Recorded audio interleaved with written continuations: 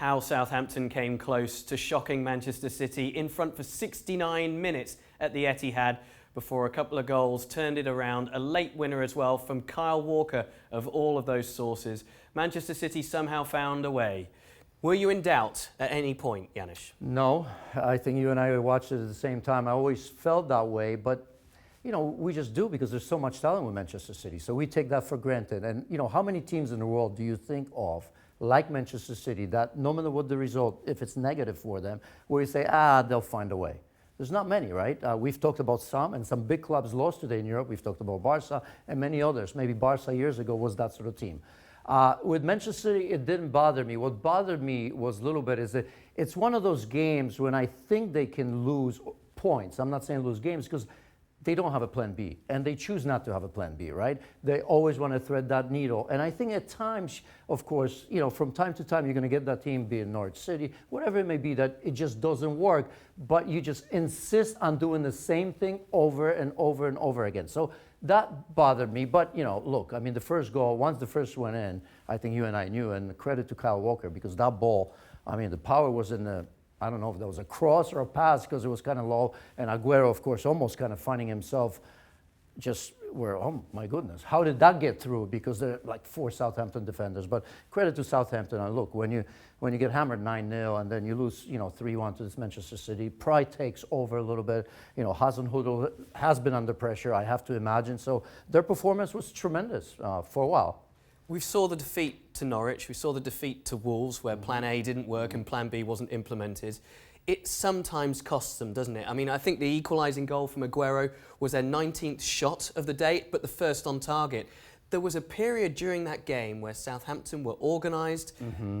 Given that their 9-0 defeat to Leicester has only been a week or so ago, this was a great display from them. They'd been there in the League Cup. They obviously picked up a few pointers from that performance. But at some point, it's going to come and cost Manchester City again, isn't it? It may, but so what? I mean, most, you know... well, I guess the championship is on the line. Yeah, when I say so what, I mean, look, when you're so good at what you do, you know, why change it, right? I mean, it works 99% of the time, or 99.9, doesn't it? So, you know, when I say there's no plan B, because sometimes it seems that maybe change something, maybe more strikes from distance, but Barcelona at their best, Real Madrid at their best, Manchester City at their best, some of the biggest clubs historically in the world, you know, there's a reason why they've won all these, because they have a system of play, they have a tremendous identity that works. Everybody understands what their jobs are. Everybody is superb in their own right in terms of their individual tactics and all that. So yes, I mean, it's always going to be difficult when a team plays like Southampton, because the ammunition for Manchester City is to play those 1-2s and get behind the back 4, right? And sometimes that's impossible because you're running out of room. So, you know, when I say so what, I don't want them to lose that identity. And today was a good example. I felt for the Saints, but you kind of want to see that. They kept on insisting, and it was quality in it. They just couldn't find that one pass where they could squeeze the ball through. That's why I was telling for that goal for Aguero. Everybody probably said, oh my God, Aguero.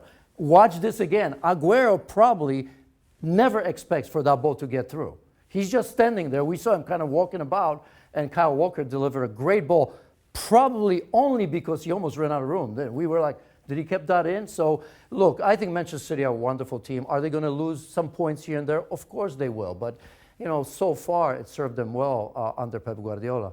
They won that game late. They were probably listening for the result from Villa Park as well. As Liverpool won City next game. They won it even later. That upcoming game against Liverpool, will this result from Villa Park have deflated City ahead of that? 6-point gap? I mean, it could have been 3, or at least 5. No, because they would have been happy to get a win. I think it may have been deflating if City did what we all expected him to do, win this game 4-0, and then all of a sudden, you know, Liverpool's losing late and somehow finds a way. That's more deflating than the fact that City players will be like, at least now, you know, I mean, we haven't lost, because that, you know, could have been more than 6 points when they faced Liverpool. So no, I don't think so. Okay, so it's as you were at the top of the table. 2 pulsating fixtures, both ending in favour of Liverpool and Manchester City by 2-1. City keep dreaming and believing. Thanks so much for watching ESPN on YouTube. And for more sports highlights and analysis, be sure to download the ESPN app. And for premium content and live streaming, subscribe to ESPN Plus.